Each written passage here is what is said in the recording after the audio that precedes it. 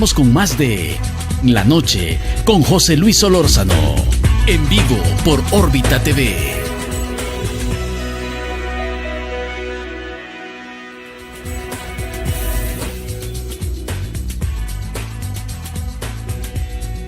Gracias por continuar con nosotros. Don Salvador Arias, esta semana está previsto presentar el Presupuesto General de la Nación 2017.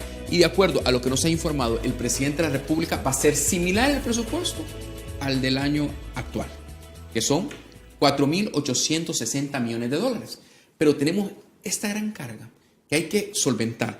Yo le consulto. Dicen algunos analistas que la clave acá es el acuerdo fiscal, el presentar un presupuesto real, objetivo, y no dejar pagos pendientes como estos 71 millones de dólares que nos tiene frente al impago potencial para el 7 de octubre, y donde la responsabilidad la tiene el Ejecutivo a través del ministro de Hacienda. ¿Qué tipo de presupuesto necesita el país con estos indicadores y estas necesidades que nos ponen o nos enfrentan con el Fondo Monetario Internacional, con estas políticas que se quieren implementar?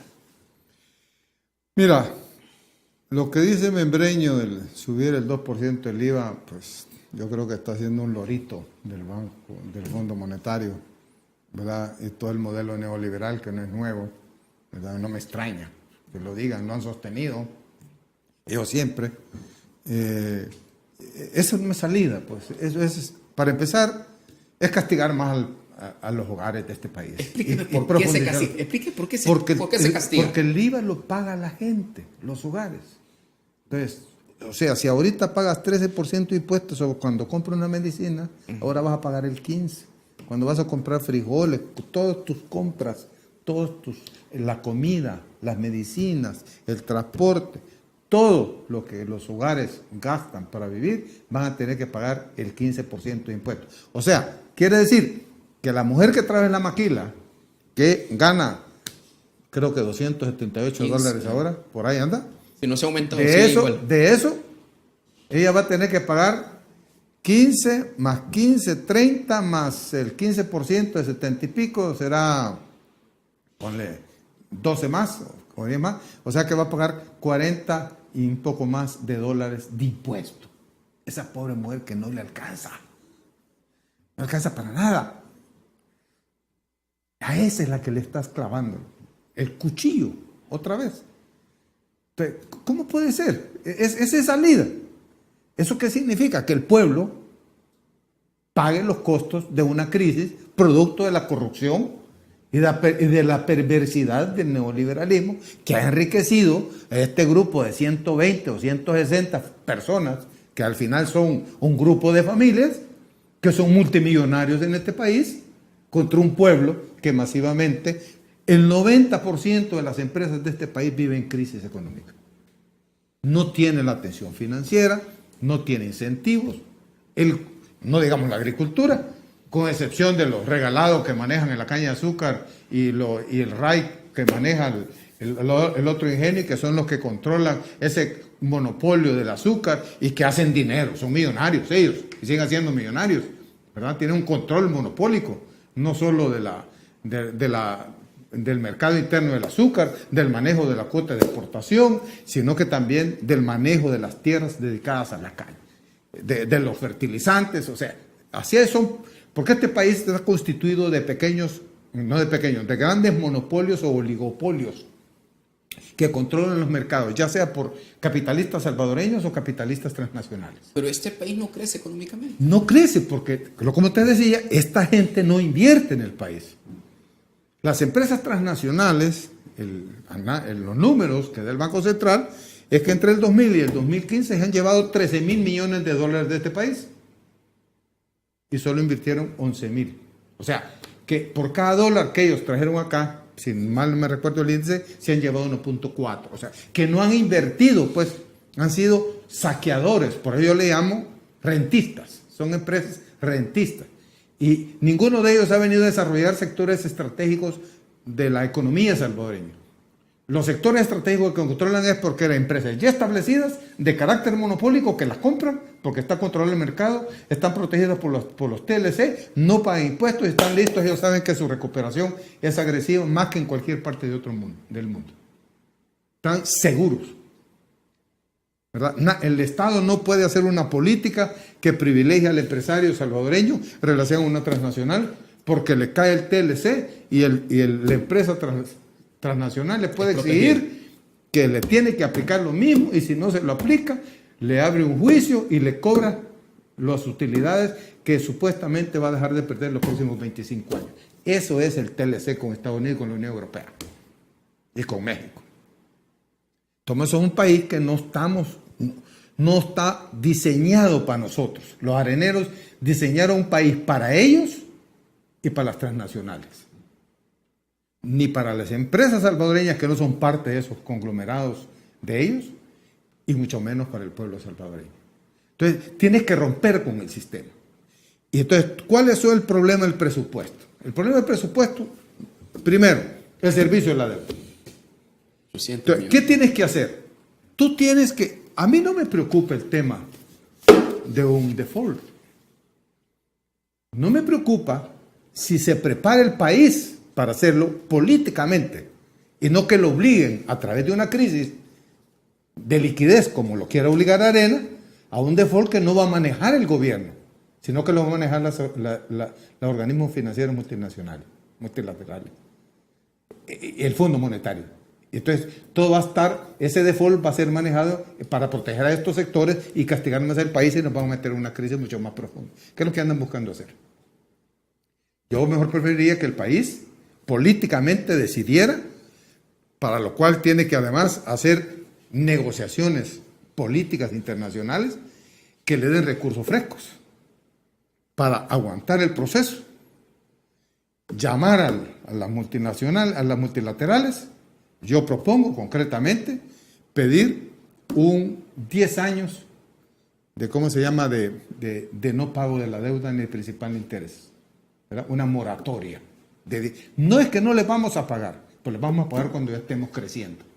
Si tú aplicas la moratoria, si tú le pides a los países que les debes, que es la deuda bilateral, que es la menor, países grandes, que lo que se les debe para ellos no es nada, pero si se hace un planteamiento político serio, ¿verdad? Y les dije, señor, es que no podemos. Si nosotros seguimos, lo que vamos a tener aquí es un país en una crisis total. Y eso no fue lo que intentó hacer Grecia. ¿Ah? No lo dejaron. ¿Pero lo intentó? No, pues no lo dejaron.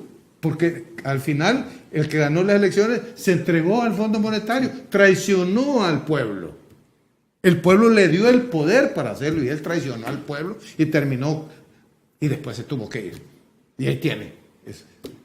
El único país que ha hecho eso recientemente fue Argentina y lo hizo bien.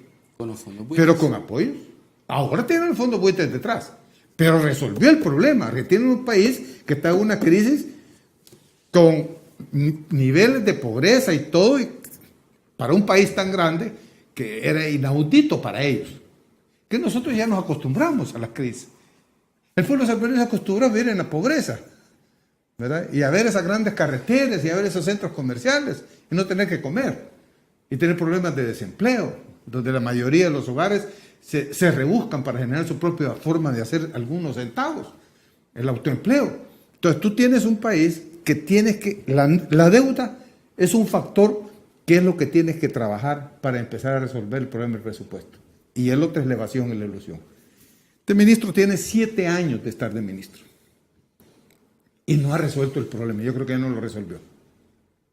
No creo, estoy seguro que ya no lo resolvió. Hay formas de hacerlo, pero debió de hacerlo de entrada.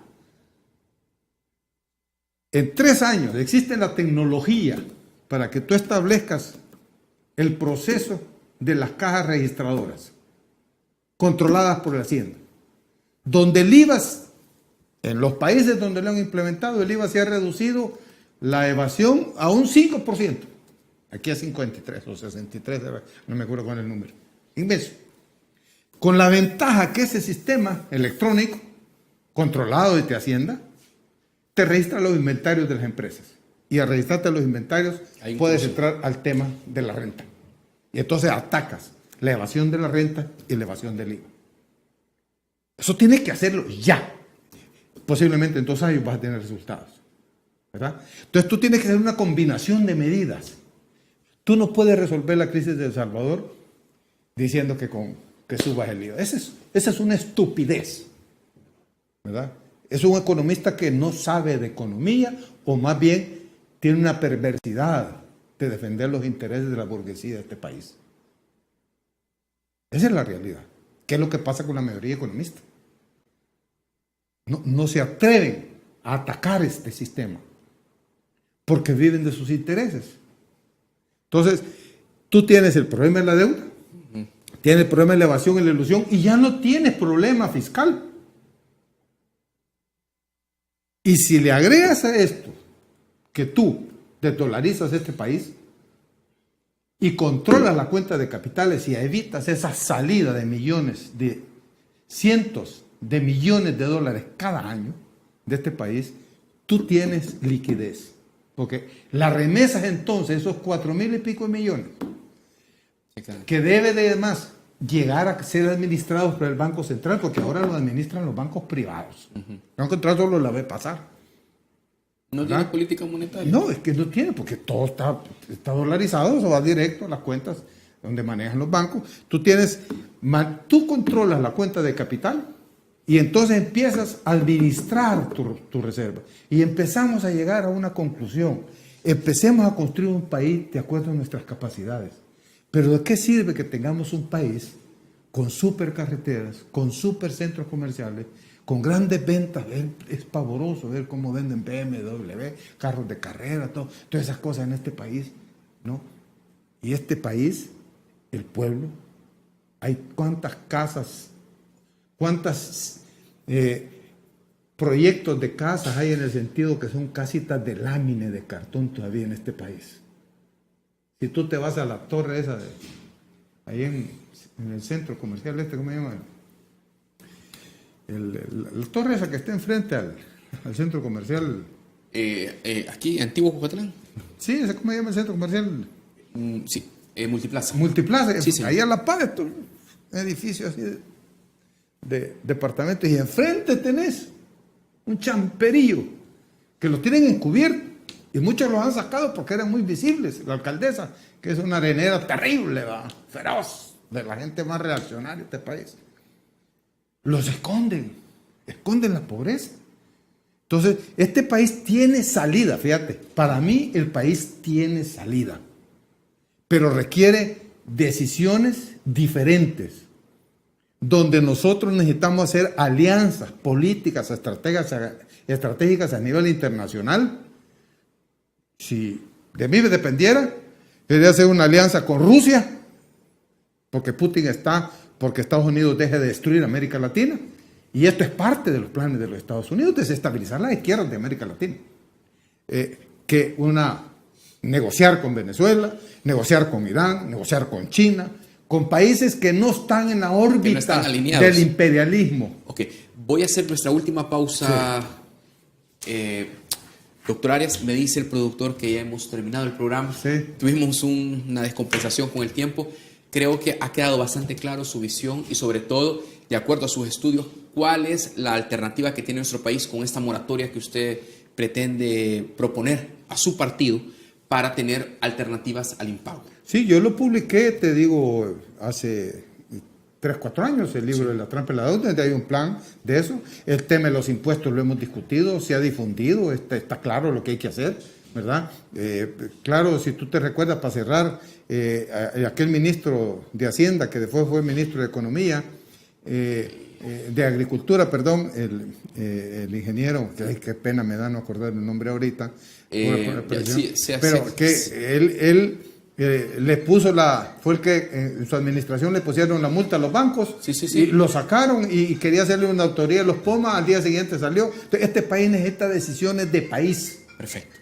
¿Verdad? No decisiones manipuladas. Los areneros son lo más perverso que puede haber para este país. Bueno, muchas gracias, doctor. Buenas noches, gracias por haber estado aquí. Amigo cliente, mañana está con nosotros el doctor Alberto Arene. Hablamos de Colombia, de la paz en Colombia y también conversamos de este debate en los Estados Unidos, Donald Trump, Hillary Clinton. ¿Quién ganó? Mañana lo conocemos. Buenas noches.